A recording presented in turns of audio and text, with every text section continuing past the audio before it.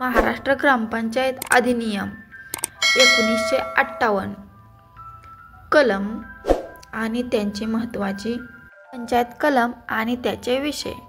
कलम क्रमांक 3 ग्रामपंचायतीची स्थापना. कलम 10 ग्रामसभा व त्यांचे अधिकार. कलम 11 ग्रामसभेची बैठक कधी व कशी घेणे. कलम 12 ग्रामसभेचे कार्य व जबाबदाऱ्या. कलम 14 सदस्यपदासाठी पात्रता व अटी किंवा अर्हता या कलम 14 नंबरमध्ये सांगितलेल्या आहेत. कलम 15 सदस्यपदाची पात्रता. कलम 16 सरपंच आणि उपसरपंच यांची निवड या कलम 16 मध्ये माहिती दिलेली आहे. कलम 19 सरपंचाचे अधिकार आणि कर्तव्य. कलम 30 पंचायतीचे आर्थिक स्रोत व निधी.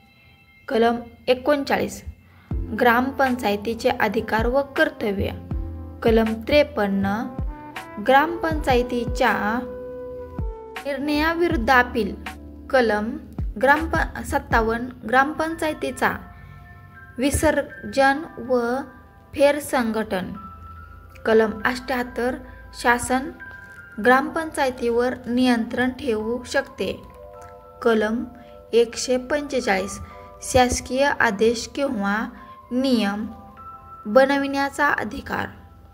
विशेष नोंद प्रत्येक जिल्हा परिषद अंतर्गत असलेल्या तालुक्यातील ह्या कलमानुसार कार्य करतात.